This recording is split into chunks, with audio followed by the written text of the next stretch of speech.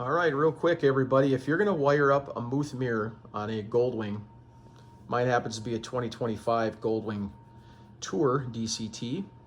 You want to go from a Muth mirror system and wire it into a Goldstrike distribution hub. This is how you want to do it. You got to get yourself these little connectors right here.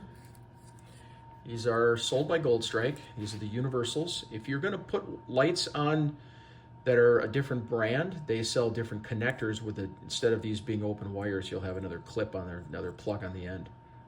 This is a universal one, so it allows you to wire things in.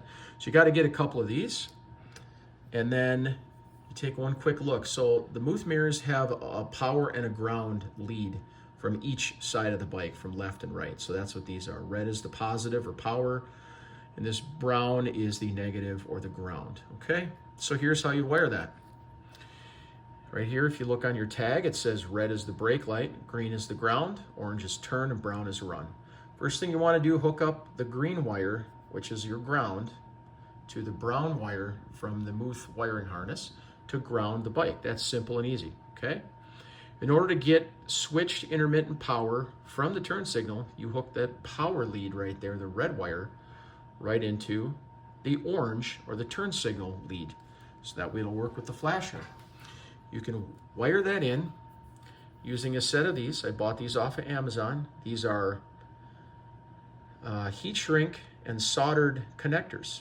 Real simple, easy to use. You stick both ends of the wire in, one wire on one side, one wire on the other, and you heat that up and it will shrink together and also solder it at the same time using a heat source.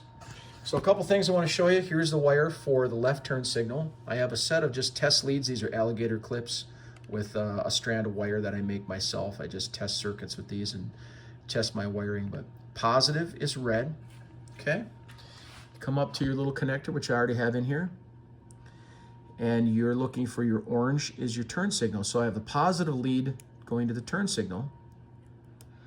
And I have the brown, which is the ground lead, going to the green wire on the connector, which is ground. So ground to ground, and the positive wire, the power line, goes to the turn signal lead. Okay, go ahead and switch on the bike. Okay, there's the mirror.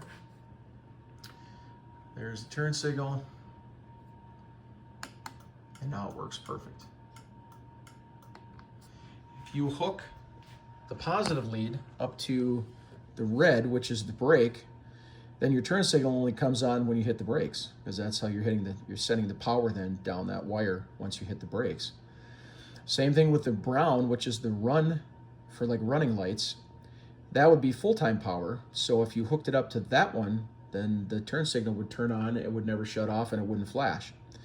So positive goes to the turn signal lead, and the ground goes to the ground lead. The other two wires that are the brown run and the red brake, they can be either snipped off, taped over, or put some heat shrink tubing over them. You won't be using those, as long as they're not touching anything. That's all you have to do on both sides of the bike. Use that this universal connector with one of those heat shrink and solder connectors, or solder it together if you want to do it that way. You could probably use a T-tap or some other type of device, but that's all you need. That's how you wire up the Muth mirror system to a Goldwing using the Goldstrike distribution block. Good luck.